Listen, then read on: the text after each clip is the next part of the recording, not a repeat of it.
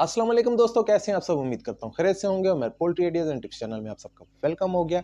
मैं आपका भाई मेहर अजीज। दोस्तों, आज की वीडियो में आपके साथ बहुत ज़्यादा ज़रूरी टॉपिक डिस्कस करूंगा, क्योंकि काफ़ी ज़्यादा दोस्त मुझसे पूछ रहे थे कि उमर भाई हमें ये बता दें कि असील मुर्गों को कौन सी वैक्सीनेशन की जाती है या कौन सी वैक्सीन की जाती है।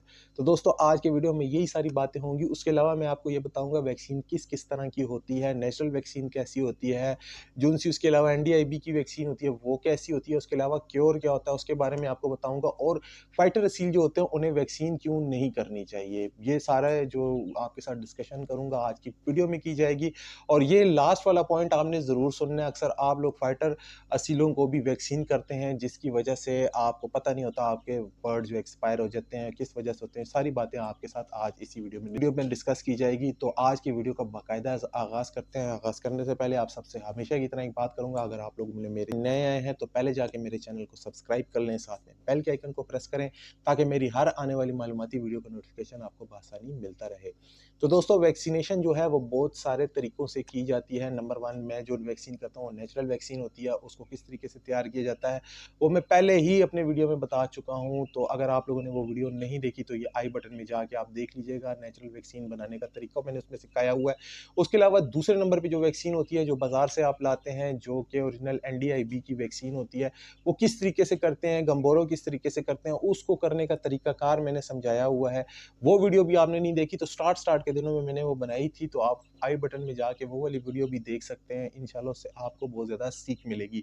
थर्ड नंबर पे दोस्तों जो क्योर होता है उसके बारे में बताऊंगा। क्योर जो उनसा होता है वो भी वैक्सीन की ही एक टाइप होती है, लेकिन क्योर में ये चीज़ होती है, बाकी जो ओरिजिनल वैक्सीन होती है उसको आपको ठंडा करना पड़ता है। जो बाजार से आप वैक्सीन लाते हैं, जैसे एनडीआईबी की, गंबोरो की, या H9 की, या क्लोन 30 की, कोई भी वैक्सीन आप लाते हैं तो उसको आपको बर्फ़ के साथ लाना पड़ता है, काले शॉपिंग बैग में लाना पड़ता है, शाम के टाइम लाना पड़ता है। उसके अलावा जो धूप में मुर्गियों को वैक्सीन नहीं देनी पड़ती, उसके करने के 3-4 तरीके होते हैं।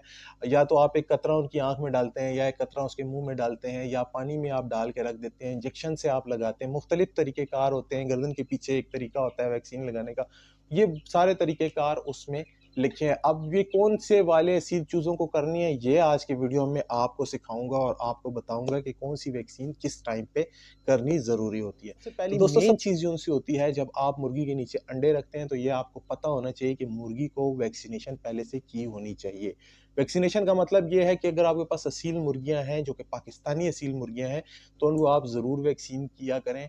और सिर्फ एक अद वैक्सीन जो आपको बताऊँगा, ये नाम एनडीआईबी का है, क्योंकि हमेशा जो असील बर्ड हैं, अव्वल तो उनका इम्यून सिस्टम इतना मजबूत होता है कि उनके ऊपर किसी किस्म का वायरस अटैक नहीं करता। जिस तरह के वो किसी मुर्गे से लड़ते हैं, बिल्कुल सेम एज इट वो बीमारियों के साथ भी उनके अंदर के जरासीम में लड़ते हैं। उनके अंदर जो जिस्म के अंदर जो मुदाफ़ियाती निज़ाम होता है वो बीमारियों के साथ भी लड़ता है। लेकिन जब बहुत ज़्यादा हाई स्ट्रेन किसी असील मुर्गे को लगती है, जैसे कि रानीखेत लग जाए, तो फिर वो असील मुर्गा बिल्कुल भी नहीं बचता, क्योंकि वो बहुत शदीद किस्म का अटैक असील मुर्गे के ऊपर करता है, और ऐसा मुर्गा बिल्कुल भी नहीं बचता। और अगर आपके पास कोई असील मुर्गा किसी वायरस की वजह से मरता है, तो फिर कम से कम आपने उसको 3 फुट का गड्ढा करके उसके अंदर दफन करना है। हमारे पाकिस्तान में जो स्ट्रेन्स बढ़ती हैं वो इसी वजह से पड़ती हैं कि आप लोग जो मुर्गियाँ होती हैं अपनी इसी तरीके से उठाकर बाहर ढेरान पे फेंक देते हैं, जिसकी वजह से मुख्तलिफ किस्म के कौवे, चिड़ियाँ, तोते गुजरते हैं, वो उसके साथ उनको वायरस लगता है, या आपके घर के बाहर या आपके जूतों के साथ वही वायरस वापस आपके जो है दूसरे बर्ड्स तक मुंतकिल हो जाता है। तो जब भी आपका कोई ऐसा बर्ड मर जाता है तो आप उसको शॉपिंग बैग में 2-3 पॉलीथीन बैगों में बंद किया करें। शॉपिंग बैग आजकल वैसे ही हमारे घरों में इतने बहुत होते हैं, आप उसमें बंद करके 3 फुट का उसमें आप या जला दें, जलाते नहीं हैं तो उसको कम से कम 3 फुट गड्ढे में दफना दिया करें, और ऐसी दूर जगह पे दफनाएं जहाँ पे इंसानों का और कुत्तों का आना जाना ना हो, कि कहीं वो वापस उसको ना निकाल दे, जिससे वायरसेस बहुत ज़्यादा फैलते हैं। ये चीज़ तो आज आपको वाज़ेह हो गई होगी कि मैंने आपको क्या समझाया है। उसके अलावा दोस्तों मैं आपको ये बताता चलूँ कि अगर आप क्योर का इस्तेमाल करते हैं तो क्योर बहुत ज़्यादा अच्छा होता है। उसके लिए आपको किसी किस्म की रिस्ट्रिक्शन की ज़रूरत नहीं होती। लाकर आपने फ्रिज में रखना होता है, ठंडी जगह पे रखना होता है। जब आपका दिल चाहे, बीमारी में भी आप क्योर को पिला सकते हैं। अगर वायरस लगा हो तब भी आप उसे पिला सकते हैं। और जो नेचुरल वैक्सीन बनाने का तरीका आपको बताया हुआ है, जो वीडियो मैंने आपको पहले बताई थी कि ऊपर जाके आप देख सकते हैं, वो भी आप बीमारी के दौरान पिला सकते हैं। लेकिन जो कंपनी की तरफ से स्पेशल वैक्सीन आई होती हैं जिसमें लाइव वायरस होता है, उसका मतलब ये होता है कि जो वायरस आपकी मुर्गी को लगेगा वो डेड पार्टिकल में आप मुर्गी के अंदर इंजेक्ट करेंगे या कतरे के ज़रिए डालेंगे। तो ऐसे मुर्गों को पहले आपने फ्लशिंग करनी होती है, जिनको आपने बाज़ार से लाई हुई वो जो ठंडी वैक्सीन होती है वो करनी है आपने। तो उसके लिए आपको उसको ठंडा रखना होता है, फिर आपने अपने मुर्गों के अंदर उसको डालना होता है। फिर उसके बाद आपने उसको जो है कि कोई भी बुखार की दवाई देनी होती है कि अगर उससे कोई बुखार उसको आता है डेड पार्टिकल की वजह से, एंटीबॉडीज़ उसके बनना शुरू होते हैं, तो आपने लाज़मी उसको पेनाडोल देनी होती है। फिर उसके बाद आपने उसको जो है कि मल्टीविटामिन्स वगैरह लगा देने होते हैं। तो फिर उसके बाद कोई भी बीमारी उस शक्ल की जब उसके ऊपर आएगी, तो ये गारंटी होती है कि फिर वो बीमारी उसके ऊपर असर नहीं करती। अगर इंटरनली कोई बर्ड कमज़ोर हो तो उसको लग जाती है। जी, क्योर बात की तो दोस्तों क्योर का बहुत ही ज़्यादा आसान तरीका है, मैं खुद अपने बर्ड्स को क्योर करता हूँ। अगर आपके पास 10, 15, 50 तक भी आपके पास बर्ड हैं तो आप क्योर का भी यूज़ कर सकते हैं। 17-18 कतरे आप पानी में डाल के किसी भी टाइम पे अपने बर्ड्स को दे सकते हैं। 7 दिन मुसलसल भी दे सकते हैं, 5 दिन भी दे सकते हैं। तो इससे आपके बर्ड जो है कि वो भी बीमारी से बचे रहेंगे, उनको भी मुदाफ़ियाती निज़ाम बहुत ज़्यादा अच्छा उनका रहेगा, उन पे किसी किस्म की बीमारी असर नहीं करेगी। नेचुरल वैक्सीन का तो ये है कि आप उनको रेगुलर भी दे सकते हैं, हर तीसरे दिन भी दे सकते हैं, उससे भी ये होगा कि किसी किस्म की बीमारी उनके अंदर नहीं आएगी। बाकी आपको ये समझाता चलूँ कि असील बर्ड दुनिया की एक ऐसी नायाब बर्ड है, अल्लाह ताला की तरफ से एक ऐसा तोहफ़ा है, जो कि बहुत ज़्यादा मज़बूत होते हैं, उन्हें किसी किस्म की कोई बीमारी नहीं होती। अब बात आएगी कि कैसे बर्ड्स को हमने लाज़मी वैक्सीन करनी है, जैसे कि कोई भी असील मुर्गियाँ जो लाज़मी आपने उनको वैक्सीन करनी है। एक तो 100 से ज़्यादा अगर आपने चूज़े सील के पाले हुए हैं, 100 चूज़े भी हैं, तो आप लाज़मी 500 वाली जो-सी कि आपको वैक्सीन मिलती है बाज़ार से, आपने लेकर आनी है। और याद रखिए जब आप अपने बर्ड को मुकम्मल फ़ीड पे पालते हैं, जैसे कि आपने कोई फ़ार्म खोला हुआ है और आप उनको फ़ीड देते हैं, बॉयलर फ़ीड देते हैं, तो फिर आपने ये जो चार्ट मैं आपको दिखा रहा हूँ, इस चार्ट में जो तरीक़ाकार लिखा हुआ है, जितने दिनों के बाद जौन-सी वैक्सीन करनी है, ये लाज़मी आपने करनी है क्योंकि बॉयलर फ़ीड के साथ आपके चूज़ों में लाज़मी जो है कि ये वायरसेस आएँगे।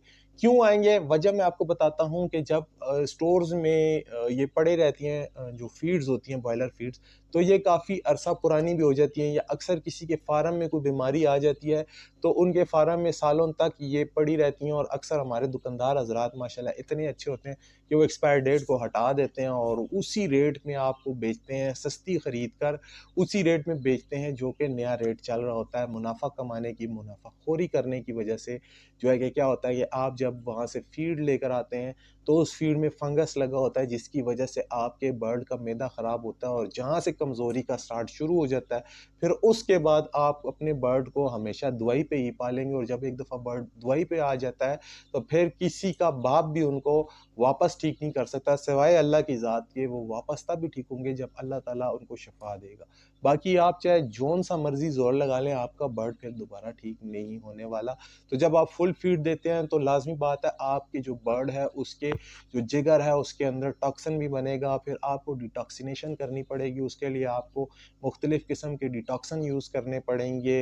अगर देसी तरीके से आप करेंगे, तो वो उसके ऊपर असर नहीं करेंगे क्योंकि वायरसेज़ उनके अंदर इतने एडवांस लेवल के होंगे कि जो देसी तरीके से उसके ऊपर अमल आप करवाएँगे तो नहीं होंगे। ये किया करें कि बर्ड्स को अगर आपने असील मुर्गों को पालना है, तो फ़ीड के साथ थोड़ी-थोड़ी देसी खुराक भी लाज़मी दिया करें या फ़ीड का 30% हिस्सा डाल दिया करें, 70% आप बाजरा यूज़ कर लिया करें और उसके साथ भी आप कोशिश ये किया करें कि आप इनको वैक्सीन कर लिया करें। अगर आपने दोनों चीज़ें लगाई हुई हैं, तो फिर एनडीआईबी की वैक्सीन लाज़मी हर 35 दिन के बाद अपने आप बर्ड्स को किया करें। तो सबसे पहली जो चीज़ मैं हमेशा अपने दोस्तों को बताता हूँ कि जब आप चूज़ा निकालते हैं, तो चूज़ों की आप फ्लशिंग लाज़मी किया करें। मीठा पानी लाज़मी उनको पिलाया करें, साथ में उनकी मुर्गी को भी पिलाया करें, जो उनकी माँ उनको पाल रही होती है।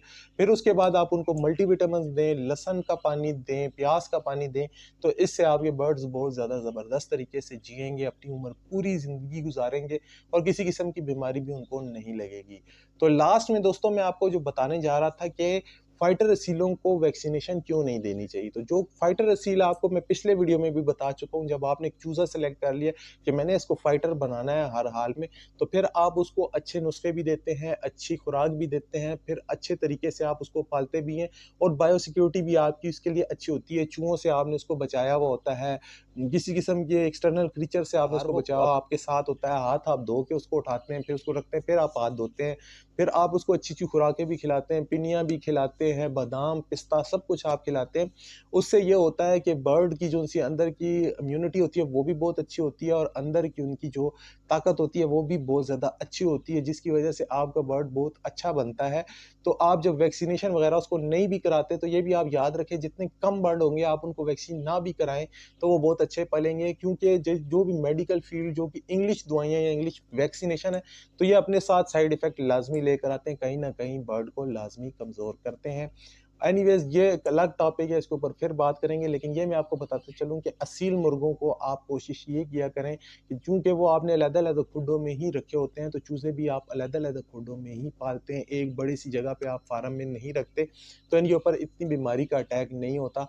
लेकिन फिर भी आपको अगर थोड़ा-बहुता वो शक होता है, तो आप बीमार होने से पहले ही इनको एनडीआईबी की वैक्सीन हर 35 दिन बाद लाज़मी करा दिया करें। अगर एनडीआईबी नहीं मिलती तो एनडी लसोटा हर 35 दिन के बाद आप कर सकते हैं। साल में 2 दफ़ा भी करें तो इनके ऊपर किसी किस्म की बीमारी नहीं आती। हमेशा याद रखें, वायरसेस का अटैक तब होता है जब गर्मी से सर्दी आ रही होती है या सर्दी से जब गर्मी आ रही होती है। तो कोशिश ये किया करें, देसी इलाज किया करें, नेचुरल वैक्सीन बना लें, जो कि मैंने आई बटन में पहले ही आपको बता दिया था, वहाँ से जाके आप वीडियो को देख लें, इंशाल्लाह आपको समझ आ जाएगी और आपको बहुत ज़्यादा सीख मिली होगी। तो इंशाल्लाह मिलूँगा आपके साथ एक नई वीडियो के साथ, एक नए टॉपिक के साथ। तब तक के लिए भाई को इजाज़त दीजिए। अल्लाह हाफ़िज़।